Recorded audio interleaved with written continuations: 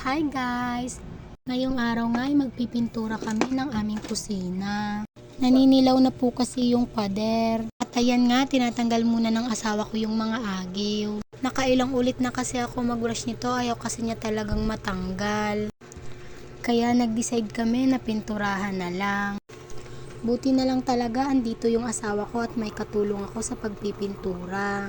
At ayan nga, malapit na kaming matapos dyan. At pati na nga rin sa lababo ay pininturahan na din namin. Meron pa kasing kunting natira. At sa wakas nga ay natapos na nga rin kami. Ito nga po pala yung before and after.